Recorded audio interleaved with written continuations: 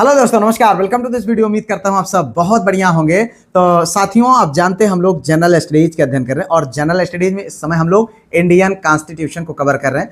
आज Indian constitution का ये अंतिम प्रैक्टिस सेट है। इससे पहले हम लोगों ने 4 डिस्क्रिप्टिव और 3 प्रैक्टिस के माध्यम से सारी चीजों को कवर कर चुके हैं। ये मतलब तीसरा प्रैक्टिस सेट है और यहाँ पर इस प्रैक्टिस सेट में हम लोग उत्तर प्रदेश लोक सेवा आयोग के प्रीवियस ईयर क्वेश्चंस के माध्यम से प्रैक्टिस करेंगे। चूंकि आप जानते हैं ये क्वेश्चंस आपके लिए बेहद इंपॉर्टेंट है, जिससे आपको एक अंदाजा लगेगा किस टाइप के क्वेश्चन एग्जाम में पूछे जा सकते हैं, कैसे क्वेश्चन बनते हैं। साथियों, आप जानते हैं नियमित तौर पर शाम को 7 बजे इस प्रकार की वीडियो हमारे इसी चैनल पर प्राप्त होती है, जो कि आप किसी भी प्रकार के गवर्नमेंट सर्विस के एग्जाम की तैयारी कर रहे हैं तो बेहद इंपॉर्टेंट है। और इसके साथ साथ मॉर्निंग में करंट अफेयर्स की क्लास प्राप्त होती है। तो अगर आप चाहते हैं जो कुछ भी मैं पढ़ाता हूं, बोलता हूं, सब कुछ लिखे हुए फॉर्म में पीडीएफ के रूप में मिल जाए और टेस्ट क्विज जो होता है उनको सबको आप प्राप्त कर सके, तो आप हमारे नंबर 9565272442 नंबर पर व्हाट्सएप के माध्यम से कांटेक्ट कर लें। एक छोटी सी फीस पे करके आप ग्रुप में जुड़ सकते हैं, जहां पर आपको ये पूरा आपके एग्जाम ओरिएंटेड जो कंटेंट है हम आपको प्रोवाइड कराते हैं। आइए यहां पर वीडियो को शुरू करते हैं। लेते हैं पहला क्वेश्चन है भैया, देखें, लोक लेखा समिति के सदस्य होते हैं। आपको बताना सही उत्तर। देखिए यहाँ पर 4 विकल्प है। कुल मिलाकर के लोकसभा के 15 सदस्य और राज्यसभा के 7, कुल मिलाकर 22। लोकसभा के 10, राज्यसभा के 5, कुल मिलाकर 15। लोकसभा के 11 और राज्यसभा के 5, कुल मिलाकर 16। लोकसभा के 17 और राज्यसभा के 10, कुल मिलाकर के 27। तो आपको बताना मेरे भाई कि सही आंसर क्या होगा। तो यहाँ पर देखिए जो सही आंसर है मेरे भाई वो है आपका यहाँ पर पहला आंसर, यानी ए आंसर। ठीक है, तो अगर हम बात करें तो लोकसभा के 15 और राज्यसभा के कुल मिलाकर के 7 सदस्यों को मिलाकर के जो कुल मिलाकर संख्या होती है 22 लोगों को मिलकर के लोक लेखा समिति का निर्माण होता है। तो साथियों, आप जानते हैं ये क्वेश्चंस बेहद इंपॉर्टेंट, बहुत मेहनत से तैयार किए जा रहे हैं। तो आप इनके साथ साथ जो भी क्वेश्चन के आंसर आपको पता हो आप उनको कमेंट में लिखते जरूर जाएं, जिससे क्या होगा कि आप अपने आप को अपने एग्जाम के लिए तैयार करते जाएंगे, यानी चीजें आपको लंबे समय तक याद रहेंगी। इसके साथ साथ वीडियो को लाइक, चैनल को सब्सक्राइब हाई जरूर करिएगा। ठीक है, अब अगर हम बात करें लोक लेखा समिति की, तो लोक लेखा समिति का गठन भारत सरकार अधिनियम 1919 यानी 1919 के अंतर्गत, ठीक है, 1919 के अंतर्गत पहली बार 1921 में हुआ था। ठीक है, वर्तमान में इसमें 22 सदस्य हैं, जिसमें 15 लोकसभा के, 7 राज्यसभा के। प्रति वर्ष संसद द्वारा इसके सदस्यों में आनुपातिक प्रतिनिधित्व के सिद्धांत के अनुसार एकल हस्तांतरणीय मत के माध्यम से सदस्यों का चुनाव होता है। वर्ष 1967 से यह परंपरा चली आ रही है कि लोक लेखा समिति का अध्यक्ष विपक्षी दल से चुना जाता है। आगे बढ़ते हैं भैया, अगला क्वेश्चन, सिविल सेवाओं में सुधार हेतु पीसी होटा समिति, क्या पूछ रहा, पीसी होटा समिति सिविल सेवाओं में सुधार हेतु गठन किया गया किस वर्ष? आपको बताना भाई 2003, 2004, 2005, 2006। तो इसमें आपको बताना भाई सही विकल्प। देखिए ये क्वेश्चन इंपॉर्टेंट है, पूछा जा चुका है, तो ये सही है यहाँ पर 2004। जी हाँ, सिविल सेवाओं में सुधार हेतु पीसी होटा समिति का गठन वर्ष 2004 में किया गया था। और इसकी जो है इस समिति की प्रमुख अनुशंसाएं थी कि सिविल सेवा प्रारंभिक परीक्षा की आयु 21 से 24 यानी 21 साल से 24 साल की जाए, ठीक है, और निर्धारित की जाए, और सिविल सेवा को अधिक दक्ष एवं भ्रष्टाचार रहित बनाने के सुझाव दिए हैं। ठीक है, तो इस संबंधित यहाँ पर इतना आपको जानना चाहिए। आगे बढ़ते हैं, अगला क्वेश्चन, दिनेश गोस्वामी समिति का संबंध जानते हैं मेरे भाई। ये समितियां जो है ना आपको एग्जाम में बहुत फंसाएंगी, इसीलिए इनकी हम प्रैक्टिस कर रहे हैं, जिससे चीज़ें हमको जो है लंबे समय तक याद रहेंगी और हम एग्जाम में बेहतर परफॉर्मेंस करके आएंगे। जम्मू एवं कश्मीर से असम समझौते से, निर्वाचन सुधार से, महिला सशक्तिकरण से। तो बताओ भाई सही विकल्प यहाँ पर सही है सी आंसर, यानी निर्वाचन सुधार से। दिनेश गोस्वामी समिति का संबंध किससे था? निर्वाचन सुधार से। चुनाव इसका जो है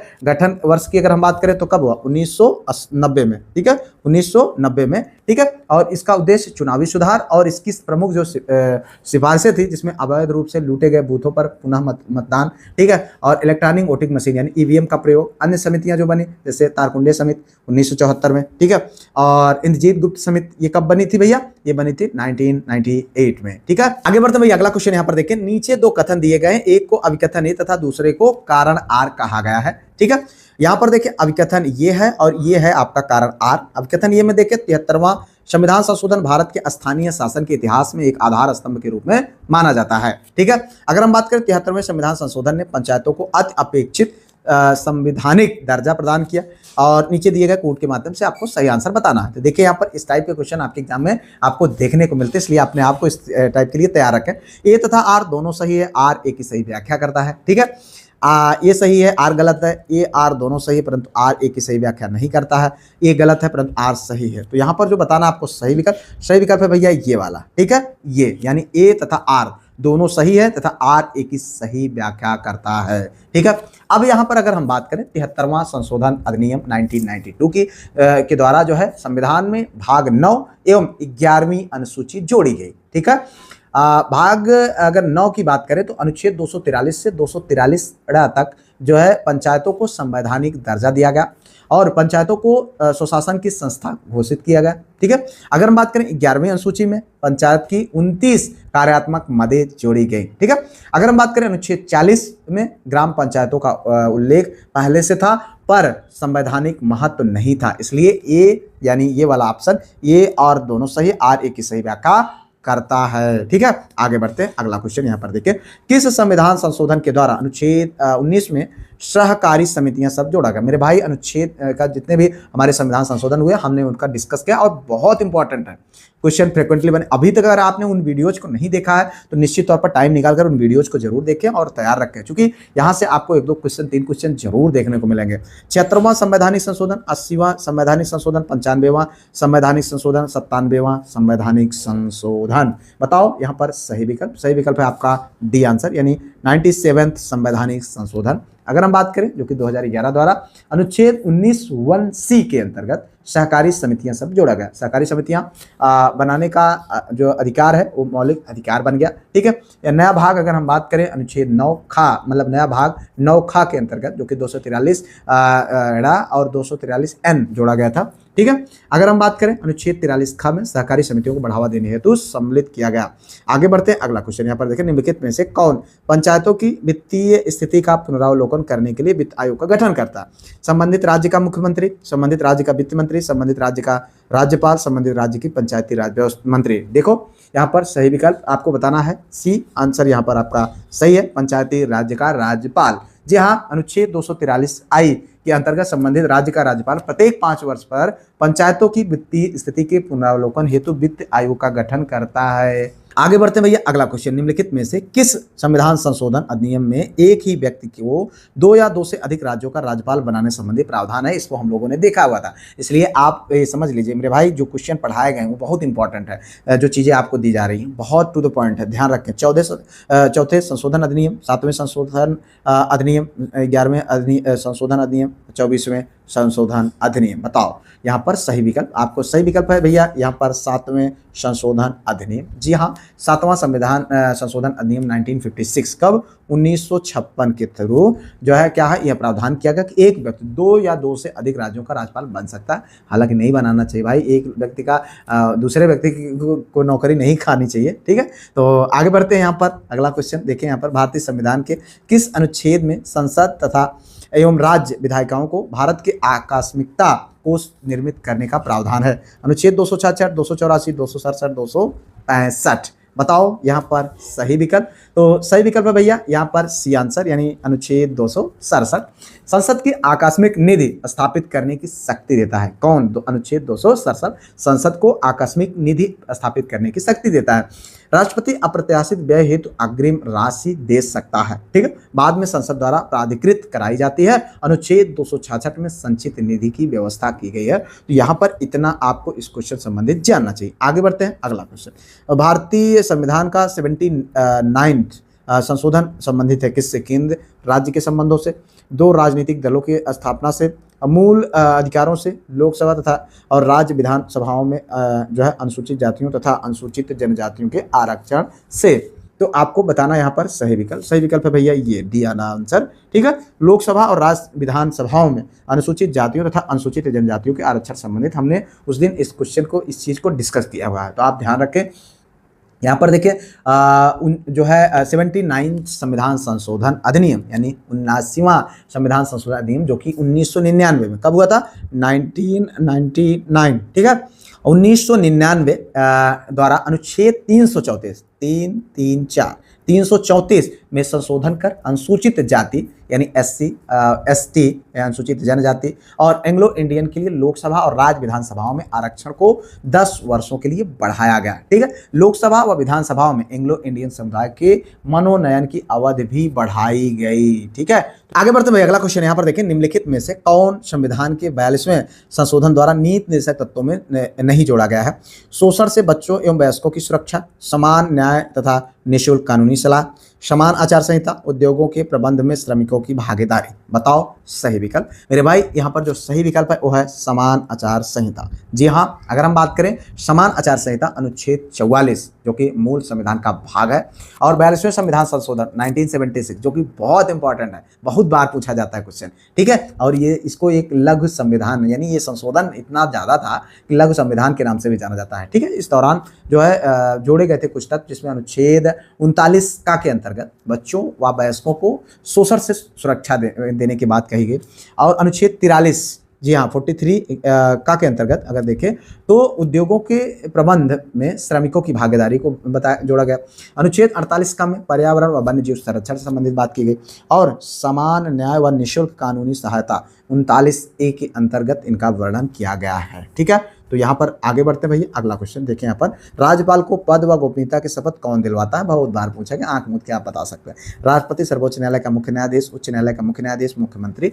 बताओ सही विकल्प। यहाँ पर देखें सही विकल्प है आपका, ठीक है, सी आंसर, उच्च न्यायालय का मुख्य न्यायाधीश। राज्यपाल को पद व गोपनीयता की शपथ उच्च न्यायालय का मुख्य न्यायाधीश दिलाता है। यदि वह अनुपस्थित हो तो उपलब्ध जो वरिष्ठतम न्यायाधीश होता है वह शपथ दिलवाता है। ठीक है, तो आप इतना यहाँ पर इनसे संबंधित क्वेश्चन जानना चाहिए। और एक चीज़ और यहाँ पर देखिए, यूपीपीएससी राजकीय LT ग्रेड जो प्रवक्ता 2018 की जो हमारी वैकेंसी थी उसमें ये क्वेश्चन पूछा गया है, तो आप देख लीजिए कितने इंपॉर्टेंट क्वेश्चन हैं। ठीक है, यहाँ पर देखिए अगला क्वेश्चन, यहाँ पर विधानसभा के सदस्यों की निर्हरताओं से संबंधित प्रश्नों पर अंतिम विनिश्चय किसके द्वारा लिया जाता है? तो मुख्यमंत्री द्वारा जो है, राज्यपाल द्वारा, उच्च न्यायालय के मुख्य न्यायाधीश द्वारा, उपयुक्त सभी। बताओ सही विकल्प। यहाँ पर देखें सही विकल्प है भैया राज्यपाल द्वारा। जी हाँ, अगर हम बात करें अनुच्छेद 192(1), ठीक है, यदि सदस्य की निर्हरता पर प्रश्न उठे तो निर्णय कौन लेता है? राज्यपाल। ठीक है, और उसके बाद अनुच्छेद 192(2) के अंतर्गत अगर हम बात करें निर्णय से पहले राज्यपाल निर्वाचन आयोग की राय लेता है। ठीक है, तो यहाँ पर आपको इतना जानना चाहिए इस क्वेश्चन संबंधित। आगे बढ़ते भाई, अगला क्वेश्चन, ऐसी परिस्थिति में जब राज्य विधानसभा के अध्यक्ष को अपनी सीट रिक्त करनी हो, अपना त्यागपत्र अपने हस्तलेख में हस्ताक्षर सहित निम्नलिखित में से किसे, मतलब सीधा सीधा इस क्वेश्चन को ना लिखने के बजाय कि विधानसभा अध्यक्ष को त्यागपत्र किसे सौंपना है, तो दुनिया कहानी लिख दिया। देखो यहाँ पर राज्य के राज्यपाल को, राज्य के विधि एवं न्याय मंत्री को, राज्य की विधानसभा के उपाध्यक्ष को, राज्य के मुख्यमंत्री को। आपको बताना भाई सही विकल्प। यहाँ पर देखें राज्य की विधानसभा के उपाध्यक्ष को, ये आपका यहाँ पर सही आंसर है। अनुच्छेद 178 के अंतर्गत अध्यक्ष एवं उपाध्यक्ष के प्रावधान है। ठीक है, और 179, ठीक है, 179 पद रिक्ति, त्याग या हटाए जाने से संबंधित है। अध्यक्ष त्यागपत्र उपाध्यक्ष को देता है। अध्यक्ष 3 तरीकों से पद छोड़ सकता है। एक तो पहली बात तो सदस्यता समाप्त होने पर जो एक सीमा होती है, ठीक है, उसके बाद दूसरा उपाध्यक्ष को लिखित त्यागपत्र दे करके, तीसरा बहुमत से पारित संकल्प द्वारा, ठीक है, जो हटाया जाता है। आगे बढ़ते भाई, अगला क्वेश्चन, भारत में न्यायिक सक्रियता संबंधित है प्रतिबद्ध न्यायपालिका से, न्यायिक समीक्षा से, न्यायिक स्वतंत्रता से, जनहित याचिका से। तो आपको बताना भाई सही विकल्प। सही विकल्प है आपका यहाँ पर जनहित याचिका से, यानी डी आंसर। न्यायिक सक्रियता का संबंध जनहित याचिका यानी PIL से है। ठीक है, तो अगर हम बात करें अनुच्छेद 32 के तहत कोई व्यक्ति दूसरे के अधिकार हेतु न्यायालय में आवेदन कर सकता है। ठीक है, इसकी शुरुआत न्यायमूर्ति PN भगवती और न्यायमूर्ति BR कृष्ण अय्यर ने की थी। तो इतना आपको इस क्वेश्चन संबंधित जानना चाहिए। आगे बढ़े, अगला क्वेश्चन, भारत का संघीय न्यायालय किस वर्ष स्थापित हुआ? 1935, 1937, 1946, 1947। जी हाँ, सही आंसर है आपका 1937। मेरे भाई क्वेश्चन के आंसर आप कंटिन्यूसली जो है लिखते जाएं, जिससे आपकी कंटिन्यूटी मेंटेन रहे और आपको चीज़ें तैयार होती जाए। यहाँ पर देखें भारत का संघीय न्यायालय किस वर्ष स्थापित हुआ था? 1937 में। ठीक है, भारत अगर हम बात करें यहाँ पर भारत अधिनियम 1935 के अंतर्गत 1 अक्टूबर 1937 को दिल्ली में संघीय न्यायालय की स्थापना हुई। इसमें जो है 1 मुख्य न्यायाधीश एवं अधिकतम 6 न्यायाधीश होते हैं। ठीक है, नियुक्ति की अगर हम बात करें तो सम्राट द्वारा की जाती थी। प्रथम मुख्य न्यायाधीश कौन थे? सर मॉरिस गेवर थे, क्योंकि 1937 में हमारा देश गुलाम था। ठीक है, अगर हम बात करें इसे प्रारंभिक अपीली एवं परामर्शदात्री क्षेत्राधिकार प्राप्त था। ठीक है, आगे बढ़ो, अगला क्वेश्चन। प्रत्यक्ष बंदीकरण अधिनियम के अंतर्गत एक व्यक्ति बिना मुकदमा चलाए बंदी बनाया जा सकता है 1 माह के लिए, 3 माह के लिए, 6 माह के लिए, 9 माह के लिए। बताओ सही विकल्प। यहाँ पर देखें, सही विकल्प है आपका 3 माह के लिए। जी हाँ, प्रत्यक्ष बंदीकरण अधिनियम के अंतर्गत एक व्यक्ति बिना मुकदमा चलाए अधिकतम मैक्सिमम 3 माह के लिए बंदी बनाया जा सकता है। अनुच्छेद 22 खंड 4 के अंतर्गत जो है संबंध में उपबंध किया गया है। ठीक है, आगे बढ़ो, अगला क्वेश्चन यहाँ पर देखें। अंडमान व निकोबार द्वीप पर निम्नलिखित उच्च न्यायालयों में से किस एक का क्षेत्राधिकार है? आंध्र प्रदेश, कलकत्ता, मद्रास एवं उड़ीसा। आपको बताना भाई सही विकल्प। तो यहाँ पर जानते हैं सही विकल्प है बी आंसर, यानी कलकत्ता। जी हाँ, अंडमान निकोबार द्वीप समूह पर अगर हम बात करें द्वीप पर कलकत्ता, कोलकाता उच्च न्यायालय का क्षेत्राधिकार है। अगर हम बात करें यह कलकत्ता का जो न्यायालय है भारत का सबसे प्राचीन न्यायालय। उस दिन हम लोगों ने जब जो है न्यायालय को पढ़ रहे थे तो इस पर हमने डिस्कस भी किया था। अगर इसकी स्थापना की बात करें तो 1 जुलाई 1862, कब 1962 नहीं भैया, 1862 में, ठीक है, ये स्थापना किया था। और स्थापना अधिनियम उच्च न्यायालय अधिनियम 1961 के थ्रू किया गया था। ठीक है, भवन का डिजाइन श्री वाल्टर ग्रानविले द्वारा किया गया था। यह बेल्जियम में वाई प्रेस में स्टैंड हाउस तथा क्लॉथ हाउस के मॉडल पर बनाया गया है। वर्तमान में इसमें न्यायाधीशों की संख्या कितनी है? 72 है भैया। आगे बढ़ो, अगला क्वेश्चन यहाँ पर देखें। भारतीय संविधान के किस अनुच्छेद में केंद्र शासित प्रदेशों के लिए उच्च न्यायालय का प्रावधान है? अनुच्छेद 240, 241, 242, 239। बताओ यहाँ पर सही विकल्प। सही विकल्प है भैया आपका बी आंसर, अनुच्छेद 241। जी हाँ, अनुच्छेद 240 के अंतर्गत अगर हम बात करें तो कुछ संघ राज्य क्षेत्रों के लिए विनिमय बनाने की राष्ट्रपति की शक्ति है। ठीक है, अनुच्छेद 241 की बात करें, संघ राज्य क्षेत्रों के लिए उच्च न्यायालय की व्यवस्था की बात की गई। ठीक है, ऐसे क्वेश्चन मिलेंगे आपको। अनुच्छेद 242 की बात करें तो निर्सित से संबंधित। अनुच्छेद 239 की बात करें, संघ राज्य क्षेत्रों का प्रशासन से संबंधित है। आगे यहाँ पर देखिए भैया, जिला एवं सत्र दोनों न्यायाधीश काम करते हैं नियंत्रण में किसके? जिलाधीश के, राज्य के राज्यपाल के, राज्य के विधि मंत्री के, राज्य के उच्च न्यायालय के। तो बताओ यहाँ पर सही विकल्प। सही विकल्प है भैया आपका डी आंसर। जी हाँ, राज्य के उच्च न्यायालय। ठीक है, आप जानते हैं भारतीय संविधान के अनुच्छेद 235 के अंतर्गत जिला एवं सत्र न्यायाधीश राज्य के उच्च न्यायालय के नियंत्रण में काम करते हैं। ठीक है, इसके अतिरिक्त राज्य की न्यायिक सेवाओं के व्यक्तियों और जिला न्यायाधीश के पद से किसी पद को धारण करने वाले व्यक्ति की पदस्थापना, प्रोन्नति और उनकी छुट्टी देने का अधिकार भी उच्च न्यायालय में निहित होता है। मतलब प्रदेश की सारी जो न्यायालय होती हैं उन पर किसका कमांड होता है? हाई कोर्ट का। आगे बढ़े, अगला क्वेश्चन। पारिवारिक न्यायालयों के संदर्भ में निम्न में से कौन सा कथन सही है? पारिवारिक न्यायालयों की स्थापना पारिवारिक न्यायालय अधिनियम 1984 के आधार पर की गई। इसमें वकीलों द्वारा प्रतिनिधित्व संभव नहीं है। नीचे दिए गए कूटों में सही उत्तर आपको बताना है। देखिए यहाँ पर केवल एक सही है, एक दो सही है, एक व दो दोनों सही है, ना तो एक ना ही दो सही है। देखिए यहाँ पर आपको हम बताना है सही विकल्प। सही है, एक एवं दो दोनों सही है। जी हाँ, विवाह और पारिवारिक बातों से संबंधित विवादों में सुलह और समझौते कराने तथा विवादों को निपटाने के लिए 1984 में फैमिली कोर्ट एक्ट पारित किया गया। कब? 1984 में। कब? 1984 में जो है फैमिली कोर्ट एक्ट पारित किया गया। इस अधिनियम के तहत पारिवारिक न्यायालयों की स्थापना की गई। ठीक है, राज्य सरकारें उच्च न्यायालय से परामर्श के बाद पारिवारिक न्यायालय की स्थापना करती हैं। अधिनियम की धारा 13 के अनुसार अगर हम बात करें, पारिवारिक न्यायालय के समक्ष किसी कार्यवाही में वाद के पक्षकार को किसी वकील के द्वारा पैरवी करने का अधिकार नहीं होगा। मतलब स्वयं करें अपना, नहीं पता चले जबरदस्ती हुआ थोप दे। ठीक है, तो यहाँ पर इतना आपको जानना चाहिए। न्याय के हित में पारिवारिक न्यायालय किसी विधि विशेषज्ञ को न्याय मित्र के रूप में रख सकता है। ठीक है, आगे देखो यहाँ पर अगला क्वेश्चन। यदि राज्यों के उच्च न्यायालय के किसी न्यायाधीश की आयु के बारे में कोई प्रश्न उठता है तो अंतिम निर्णय कौन करेगा? उच्च न्यायालय का मुख्य न्यायाधीश, राज्य का राज्यपाल, सर्वोच्च न्यायालय का मुख्य न्यायाधीश, भारत के मुख्य न्यायाधीश के से परामर्श के बाद भारत के राष्ट्रपति। तो बताना भाई यहाँ पर सही विकल्प। तो देखें जो सही विकल्प है भैया वो है आपका भारत के मुख्य न्यायाधीश से परामर्श के बाद भारत के राष्ट्रपति। जी हाँ, भारतीय संविधान के अनुच्छेद 214 से लेकर के अगर हम बात करें 231 तक जो है भारतीय उच्च न्यायालयों के प्रावधानों के बारे में है। ठीक है, हम लोगों ने अभी उस दिन देखा था पढ़ते हुए। 7वें संविधान संशोधन के अनुसार एक ही उच्च न्यायालय एक से अधिक राज्य का न्यायालय हो सकता है।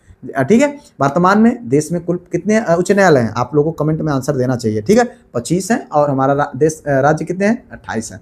तो उच्च न्यायालय के न्यायाधीश की योग्यता का विनिश्चय भी यानी आय से संबंधित भारत के मुख्य न्यायाधीश से परामर्श के बाद राष्ट्रपति ही करेंगे। आगे बढ़ो भाई, अगला क्वेश्चन यहाँ पर देखें, भारत में जिला न्यायाधीशों की नियुक्ति के संबंध में कौन से कथन सही है?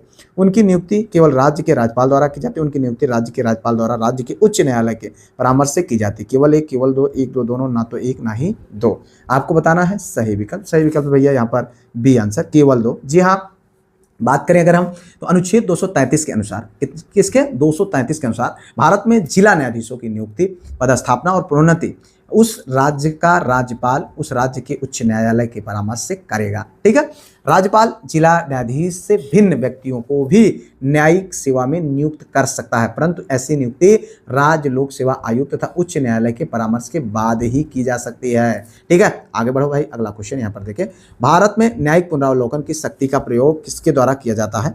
केवल सर्वोच्च न्यायालय द्वारा, सर्वोच्च न्यायालय तथा उच्च न्यायालय द्वारा। ठीक है, समस्त न्यायालयों द्वारा, उपरोक्त में से कोई नहीं। बताएं यहाँ पर सही विकल्प। देखें सही विकल्प है भैया बी आंसर, यानी सर्वोच्च न्यायालय तथा उच्च न्यायालय द्वारा।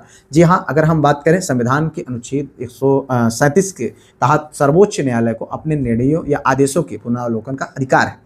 ठीक है, उच्चतम न्यायालय यह अधिकार संसद द्वारा निर्मित विधि या अनुच्छेद 145 के तहत बनाए गए नियमों के अधीन है। ठीक है, इसी प्रकार उच्च न्यायालयों को भी न्यायिक पुनरावलोकन की शक्ति प्राप्त है। ठीक है, अगर हम बात करें भारत में न्यायिक पुनरावलोकन की अवधारणा संयुक्त राज्य अमेरिका यानी यूएसए से ली गई है। न्यायिक पुनरावलोकन का तात्पर्य न्यायालय की वह शक्ति जिसमें वह विधायकों द्वारा बने कानूनों, कार्यपालिका के आदेशों एवं प्रशासनिक कार्यों की समीक्षा करता है कि क्या वे संविधान के मूल ढांचे के अनुरूप है। यदि नहीं है तो न्यायालय उसे अवैध घोषित कर सकता है। तो इतना आपको इस क्वेश्चन संबंधित जानना चाहिए। आगे बढ़ें, अगला क्वेश्चन यहाँ पर देखें, कार्यकारी न्यायाधीशों की नियुक्ति की जाती है। मेरे भाई बताएं इसका सही आंसर क्या होगा? उच्चतम न्यायालय द्वारा, जिला न्यायालय द्वारा, उच्च न्यायालय द्वारा, ए और बी दोनों द्वारा। तो बताओ यहाँ पर सही विकल्प क्या होगा? तो यहाँ पर जो सही विकल्प है मित्र वो है आपका आंसर सी, उच्च न्यायालय द्वारा। जी हाँ, भारतीय संविधान के अनुच्छेद 223 मुख्य न्यायाधीश एवं अनुच्छेद 224 में कार्यकारी न्यायाधीशों की नियुक्ति का वर्णन। कार्यकारी न्यायाधीशों की नियुक्ति उच्च न्यायालय द्वारा की जाती है, क्योंकि संविधान के अनुच्छेद 224 में उच्च न्यायालयों में अस्थायी तथा कार्यकारी न्यायाधीशों की नियुक्ति का प्रावधान है, जबकि राष्ट्रपति द्वारा उच्च न्यायालयों के अस्थायी न्यायाधीशों की नियुक्ति की जाती है। ठीक है, आगे बढ़ते भैया, अगला क्वेश्चन यहाँ पर देखें, भारतीय संविधान के अनुच्छेद 162 के शीर्षक के संबंध में कौन सा सही है? राज्य की कार्यपालिका शक्ति, राज्य की कार्यालय के लिए शर्तें, राज्यपाल की पदावधि, राज्य की कार्यपालिका शक्ति का विस्तार। आपको बताना भाई सही विकल्प। सही विकल्प है राज्य की कार्यपालिका शक्ति का विस्तार। जी हाँ, अनुच्छेद 162 के अंतर्गत राज्य की कार्यपालिका शक्ति का विस्तार उन विषयों पर होता है जिन पर राज्य के विधानमंडल को विधि निर्माण का अधिकार प्राप्त है। ठीक है, आगे बढ़ो भाई, अगला क्वेश्चन यहाँ पर देखिए, निम्न में से किस राज्यपाल किसे राज्यपाल नियुक्ति नहीं करता है? देखिए यहाँ पर मुख्यमंत्री को, राज्य लोक सेवा आयोग के सदस्यों को, उच्च न्यायालय के न्यायाधीशों को, महाधिवक्ता को। तो बताओ यहाँ पर बात हो रही राज्यपाल नियुक्ति नहीं करता है किसकी? तो हम सब जानते हैं, अभी हमने थोड़ी देर पहले हम लोगों के आंखों से होकर के गुजरा है क्वेश्चन। यहाँ पर ये है उच्च न्यायालय के न्यायाधीशों की नियुक्ति ये राज्यपाल नहीं करता है। ठीक है, राज्यपाल के पास विधायी, न्यायिक एवं प्रशासनिक शक्तियां होती हैं। मुख्यमंत्री की नियुक्ति करता है, राज्य लोक सेवा आयोग के सदस्यों की नियुक्ति करता है, राज्य के महाधिवक्ता की नियुक्ति करता है, लेकिन उच्च न्यायालय के न्यायाधीशों की नियुक्ति राष्ट्रपति करता है। ठीक है, तो यहाँ पर देखिए, आगे बढ़ते हैं भैया, अगला क्वेश्चन, 74वें संविधान संशोधन के संबंध में निम्न कथन सही है? तो यह संविधान के में एक नई अनुसूची जोड़ने का उपबंध है, यह नगर पालिकाओं की पुनः संरचना करता है, यह नगर पालिकाओं में महिलाओं के लिए आरक्षण का उपबंध करता है, या केवल कुछ निर्दिष्ट राज्यों में ही प्रयोज्य है। ठीक है, 4 विकल्प है, 2 और 3 सही है, 1 2 4 सही है, 1 3 4 सही है, 2 3 4 सही है। तो बताओ यहाँ पर सही विकल्प मेरे भाई सही है 2 और 3। जी हाँ, ये वाला और ये वाला। ठीक है, अगर हम बात करें 74वें संविधान संशोधन द्वारा संविधान में नया भाग जो है भाग 9 का एवं नई अनुसूची जोड़ी गई 12वीं। इस संशोधन से नगर पालिकाओं की कार्यप्रणाली की पुनर्संरचना की गई। अनुच्छेद 243 एन के माध्यम से महिलाओं को नगर पालिकाओं में आरक्षण दिया गया। वर्तमान में यह व्यवस्था अधिकांश राज्यों में लागू है। ठीक है, तो आगे बढ़ते भैया, अगला क्वेश्चन, किस संवैधानिक संशोधन के द्वारा संपत्ति का अधिकार मौलिक अधिकार के रूप से समाप्त कर दिया गया? अभी हम लोगों ने देखा था। ठीक है, बताएं आंसर इसका। 44वां, 42वां, 25वां, 24वां।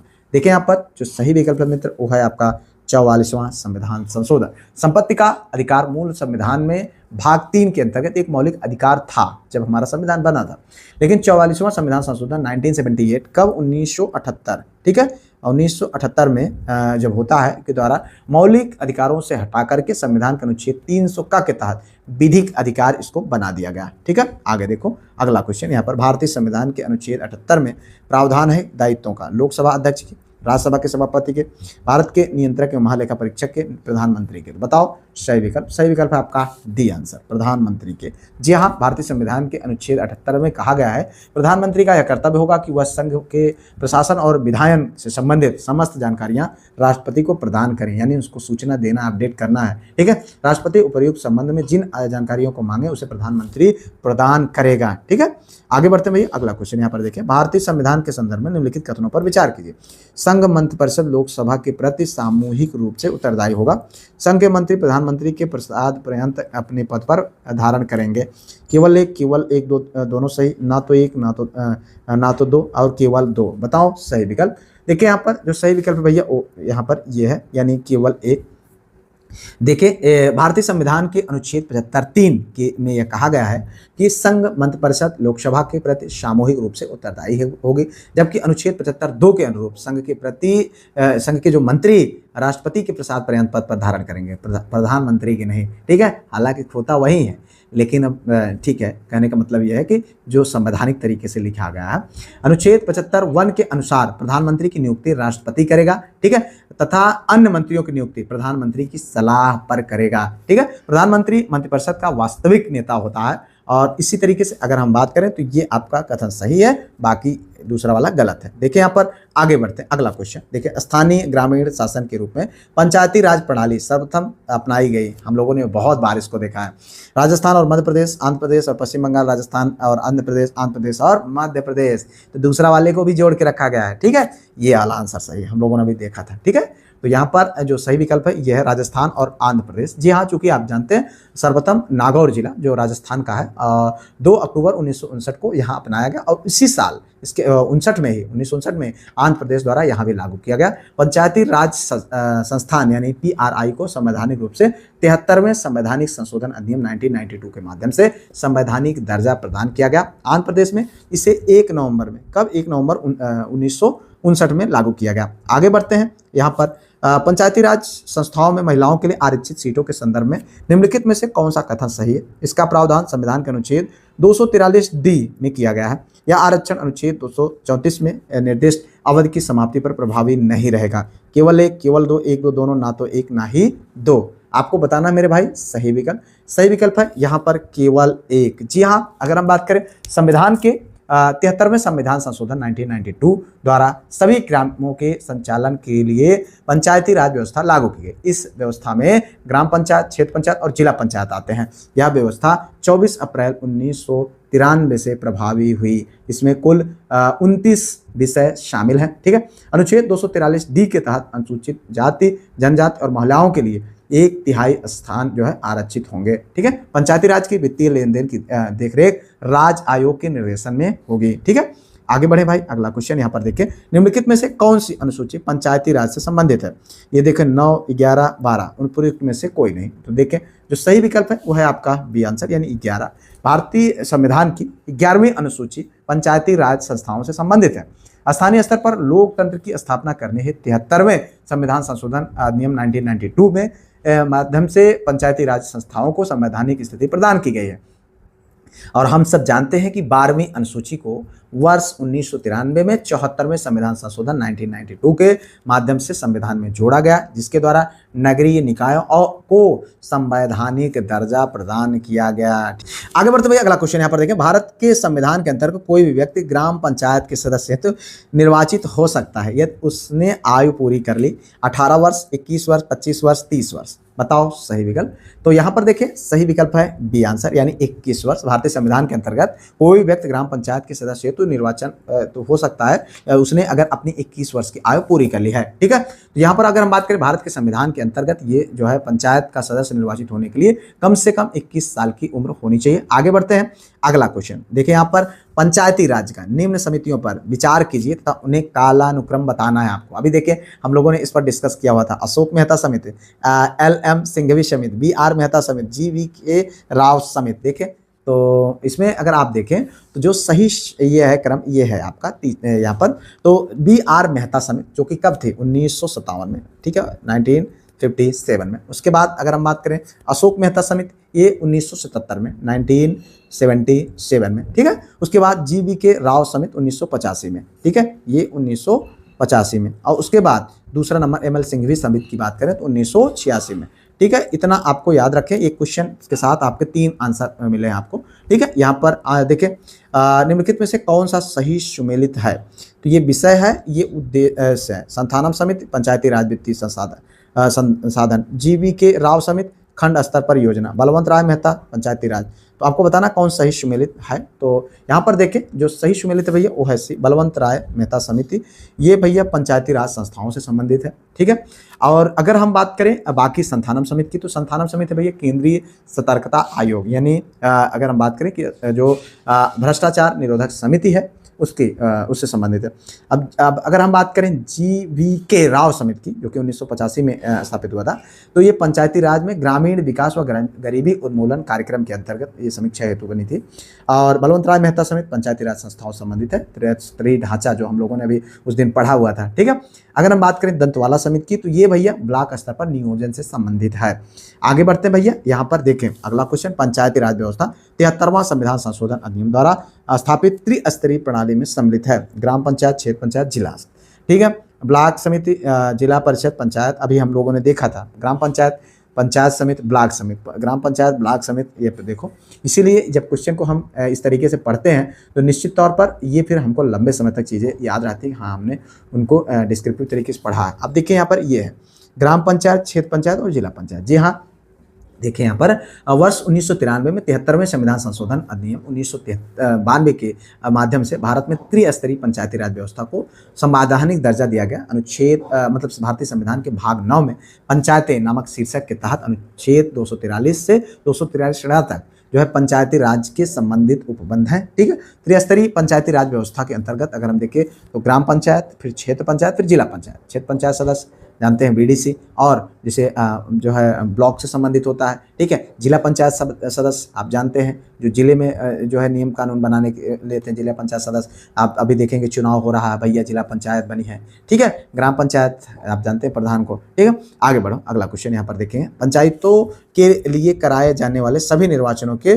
संचालन का अधीक्षण, निर्देशन और नियंत्रण होता है राज्यपाल में, भारत के निर्वाचन आयोग में, जिला पंचायत राज अधिकारी में, राज्य निर्वाचन आयोग में।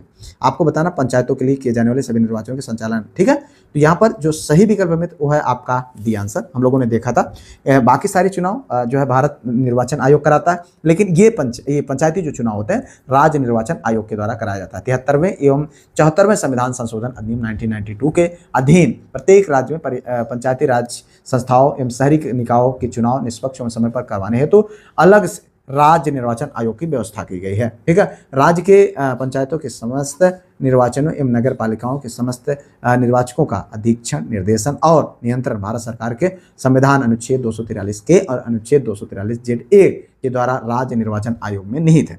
आगे बढ़ते हैं आज के सेकंड लास्ट क्वेश्चन की ओर। यहाँ पर देखिए पंचायतों के संदर्भ में निम्नलिखित में से कौन सा कथन सही है। 50% सीटें जो है अनुसूचित जाति, अनुसूचित जनजाति की महिलाओं के लिए आरक्षित होगा। ग्राम सभा एक निकाय है जिसे गांव में रहने वाले सभी लोग होते हैं। मध्यवर्ती स्तर पर एक पंचायत होगी, केवल एक, केवल दो, एक दो दोनों। यहाँ पर देखें केवल 3। तो आपको बताना भाई सही विकल्प। यहाँ पर देखें सही है डी आंसर, यानी केवल 3।